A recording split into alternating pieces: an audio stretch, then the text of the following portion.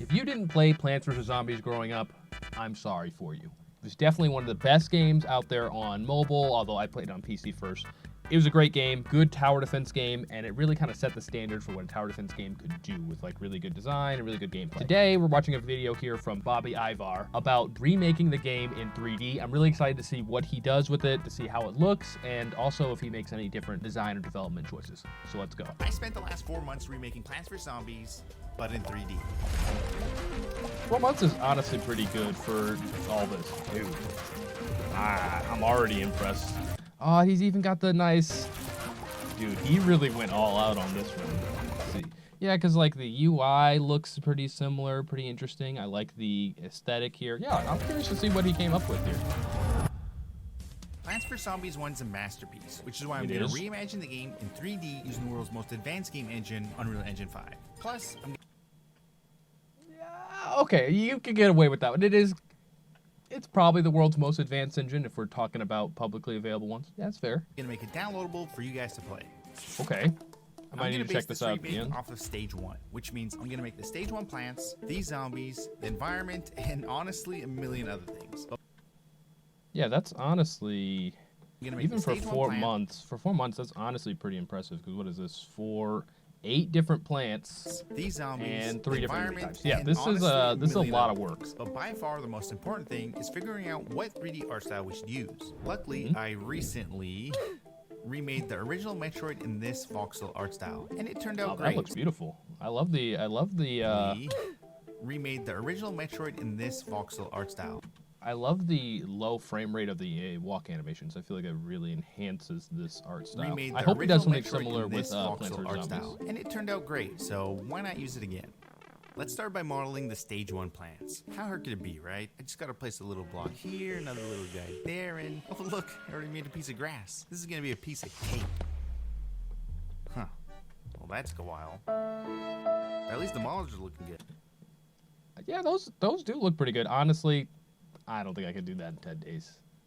Modeling is it's a whole skill set to its own. 10 days so this of is work, a pretty you'd good expect job. the plants to have faces, but I tried and honestly they look kind of goofy.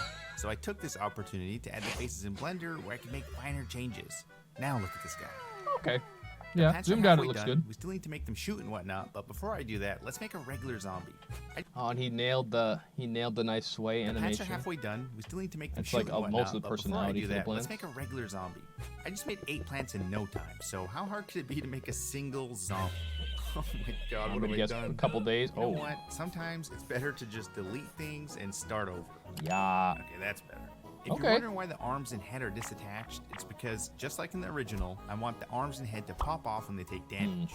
Also, I noticed that the zombies have multiple walk animations. So to keep that variety, I made a few different walk animations, plus an eat and a death animation. Oh, okay, that is pretty clever. And even though he showed back here it's separated, he connects the joints up. Okay, yeah, this is pretty good work so far. The zombies are facing to the side is so that they look better from this view, which is the gameplay view. I also went ahead and coded the zombie dismemberment. Yeah, because in the original, the zombies are technically walking facing the camera. And to test it out, I quickly programmed the pea shooter to shoot, and now hopefully it works. So what? Did he just like spawn? Oh no. Let me go listen back to what he said. I quickly programmed the pea shooter to shoot, and now hopefully it works. Oh, because when he kills it, it keeps spawning limbs and heads. Yeah, it's only supposed to spawn 2 limbs on the ground and a head, but somewhere we got messed up. I feel you.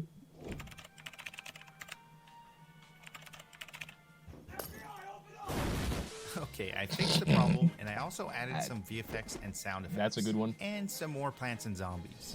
Oh, and he made the also added some VFX and sound effects. The heads into just a physics object, so it's just rolling naturally. Nice little ragdoll. This is already so cool to see, but there's a lot more to make. Yeah, because you see the heads are all rolling in different directions. Yeah, this is pretty well done. We're going to use this as a guide for building out the environment. So from the gameplay view, this will be the house, the lawn, the background, and across the road, a graveyard for the zombies. Okay. All right, time to build up the lawn. First thing I did was make the model. In this case, it's just a rectangle. Then I made a grass texture, added the rows and columns, and the grass. To tie it all together, I added wind, clouds, and these tiny little flowers just like in the original. This looks pretty good, although it looks like it's going to be kind of hard to tell the difference between the rows and the columns here as you actually zoom the camera out, but it looks beautiful. So in Plants vs. Zombies 1, there are 10 short levels per stage, but I just won't be able to make all that. Instead, we can make one 20-minute long, challenging super level. And because of that, I thought it would be a good idea to make the lawn 9x12 instead of 5x9 like in the original, so that the pacing of the level stays exciting now that it's much longer. I also wanted the lawn to...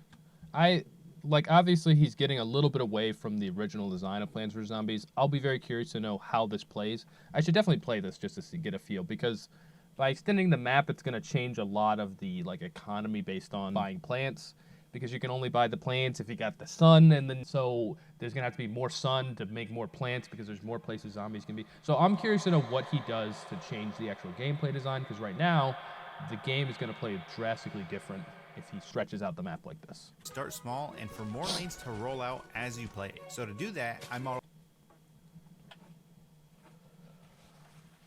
modeled a cylinder, added grass to it, and gave it a rolling animation and some VFX. Then I split the lawn into separate lanes so that they can roll out individually.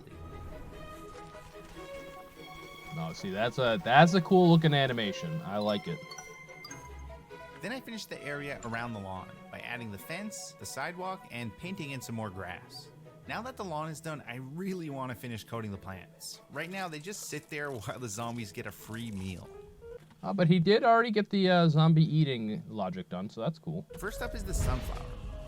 It produces sun for us to collect to spend on plants. So, to make the sun that it drops, I started with a sphere, added a glow, a trail, and some physics to make it bounce. Then I gave the sunflower this sun spawn animation, and altogether it looks like this.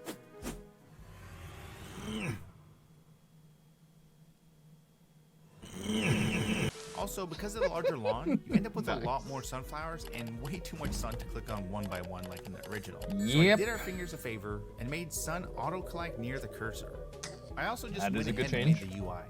Next up is the cherry bomb.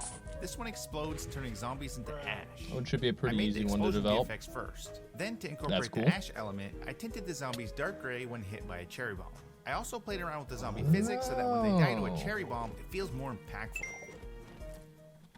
So he's just changing the gravity on each body effect depending on if it gets hit by the cherry bomb. That is that's the advantage of him setting up the limbs to be ragdoll, so they have actual physics applied to them, so that he can just make the explosion effects send them further off, and then the engine will take care of the animation for him. He's going to have to do all of that by hand. This is 1,000 zombies, and this is a single cherry bomb. I'm impressed that went off without just sending this game to 2 FPS, because that looks like a lot of individual body parts. What is it, 3 times 1,000? Yeah, that's a lot going on. If you're liking the video so far, go ahead and leave us a cherry bomb on the like button. Blow that thing up. I don't know if I like that they're eating the zombies, but then the zombies still have a body ragdoll on the ground. I feel like they probably should just disappear into the mouth, but that's just a personal preference thing. For this adorable little guy, all I had to do was model 2 other states and give them more health. Oh, he looks so upset here. He did nail that part. The same energy between this guy and this guy. And finally, we have the pea shooters. Programmatically, they all shoot using the same method. They cast a line trace, and if that detects a zombie, they start firing. I also made the shovel mechanic, which lets you dig up plants. Now that the plants are done, let's move over to the side and build out the graveyard. In the original, zombies spawn from the right edge of the screen and directly onto your lawn. But I thought it would be cool if the zombies spawned from a graveyard further away and appeared from a thick and ominous purple fog, inspired by this loading screen image from the original. To get things started, I used the blocks and grass from earlier to make the ground. Then I modeled some gravestones and placed them to make a graveyard. For the ominous fog, I made this massive view. He did a good job also of, again, framing them to be facing into the camera. Effect and placed that on the right. I also added a purple tint to the ground, textured the road, and added vents that glow green just like in the reference. Now when you're playing, you can look over to the right and actually see the zombies coming from the graveyard. I also went ahead and made the pylon and bucket zombies. And I gave the zombies a grunt sound effect, which plays more frequently based on the amount of zombies on screen. They are clipping into each other. I guess that's probably intentional, rather than having them actually... having them have collision would probably complicate this a lot. Also, since it would be way too easy if the plants can shoot the zombies all the way in the graveyard, I limited the pea shooter's max range to the sidewalk. Next up is the house. Good call. I couldn't resist making it possible to plant on the roof like in stage 5. The problem was, in 3D, only sunflowers would make sense on the roof. Pea shooters can only shoot what's directly in front of them, and why would you plant any of these? So I decided to make the single pea shooter stand out from the other pea shooters and give it the ability to aim. Which, I admit, feels a little bit illegal, but it's fun to see all the pea shooters follow the cursor and absolutely annihilate whatever you're aiming at. Okay, I do like this because this is one of the few ways he can actually take advantage of it being in 3D. It's going to be a lot easier to tell when the pea shooters are aiming in 3 dimensions than you could on the just 2D and trying to make the perspective work. So that's a good change. It'll probably mess up the balance, but this is just for fun. It's only one level. It's a cool choice. Oh, and the house model is still just a gray box, so I fixed that, and I made a bunch of props and placed them around the map. Now you can plant single pea shooters on the roof, and they actually work. They can even peek over the edge of the house. Now that's really clever. Up to now, I've just been spawning zombies at random so that I could test stuff, but in the original, levels start off easy and slowly ramp up in difficulty. Plus, there are red flag waves that spawn even more zombies. So in short, I coded my own version of that system and made the level progress UI. And no, that's not a UI bug. Cool. I just added a ton of waves. Now the level starts off with 3 lanes and less zombies, and eventually reaches a state of total chaos.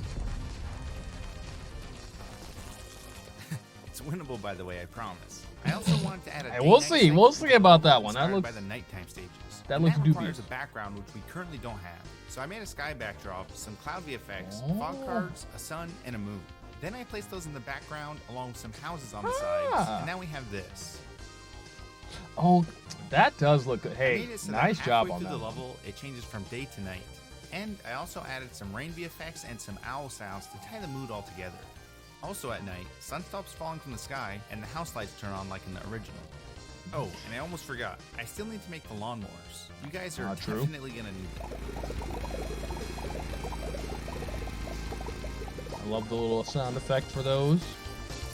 Oh, is that it? We're not gonna get to see the gameplay? Okay, let me, all right, we'll go ahead and download it and see what it looks like.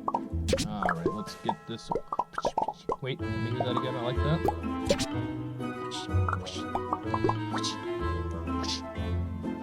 This is a little bit too loud. Go ahead and bump this. Oh, that's the most we can do. Yeah, we'll do epic. I'm not a cheater. No cheating allowed. Let's see what we got here. Not a super smooth camera movement there, but that's fine. I just want to take a look at what we got. Okay. Oh, there's a zombie coming. I do like that it plays the animation down here in the UI bar as well. We got one zombie coming there. So I'll go ahead and just drop a mine to deal with that man. Hopefully he gets up in time. Oh, alright. Things move a lot faster in this so far than in the regular game. We'll go ahead and place a pea shooter so we can just take a look at what that looks like. Interesting. He did say in the video that they wouldn't start shooting until the zombies got onto the lawn, although it looks like this is shooting a little bit earlier. I'll give one of the other plants a try to see if it's just because the pea shooter has free aiming. I just can't get over how good it looks. This did a really good job on the graphics for this. Especially since these models are so simple. I wish there was a way for me to zoom the camera in, because I just want to take a look at these models a little closer up, but even still. Overall, I'm not going to go ahead and play the whole level here. Yeah, that was a pretty good video from Bobby Ivor. He did a really good job on that in just a few months. I don't think I could have gotten that far, to be honest, but his modeling looks really good. It's very polished for such a short project. I'm going to leave his video in the description, so go ahead and check it out and support him if you liked it. Anyway, guys, this is Xavier from Electric Board Games. Hope you enjoyed my video. See you guys later.